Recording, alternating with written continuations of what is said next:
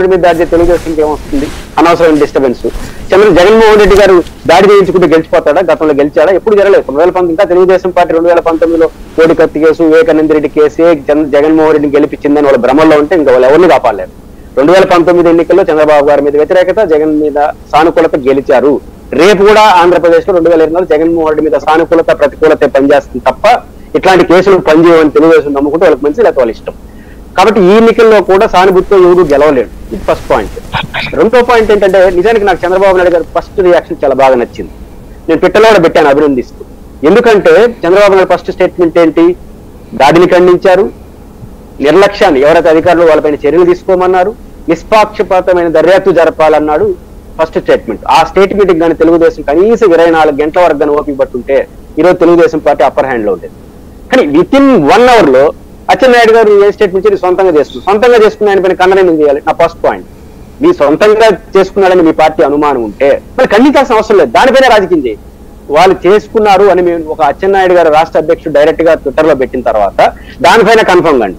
Yes, ఆయన సొంతంగా చేసుకున్నాడు, ఆయన కాబట్టి సొంతంగా చేసుకున్నాడు కాబట్టి విచారణ కూడా సరిగ్గా జరగదు, నేరుగా సిబిఐకి ఇవ్వండి, అంతే కదా. ఇప్పుడు ఆయన సొంతంగా చేసుకుంటే విచారణ ఎక్కడ జరుగుతుంది? ఆ పోలీసులతో.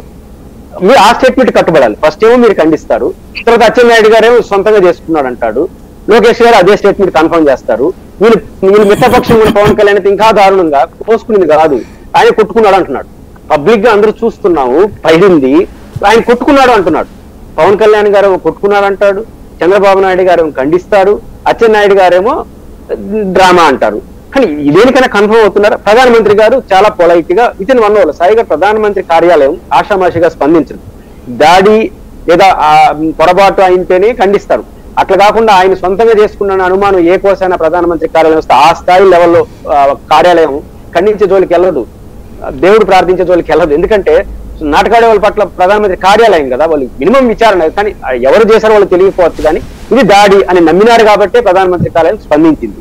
మీ పార్టీలో ప్రధానమైన వ్యక్తిగా ప్రధానమంత్రి గారు స్పందిస్తారు, పవన్ కళ్యాణ్ ఏమో అట్ట స్పందిస్తాడు, చంద్రబాబు గారు ఇట్ట స్పందిస్తారు. ఈ స్పందనల కారణంగా తెలుగుదేశం పార్టీ మీద అధికార పార్టీ విమర్శలు చేయడానికి మీరే అవకాశం ఇచ్చారు. ఇప్పుడు శ్రీనివాస్ రావు గారు ఒక అద్భుతమైన విషయం చెప్పారు, ఐపాక్ టీమ్. అసలు ఐపాక్ టీమ్ సృష్టికర్త ప్రశాంత్ కిషోర్ మనతో ఉన్నాడు కదా, ఇంకా అద్భుతమైన ప్లాన్ చేయొచ్చు.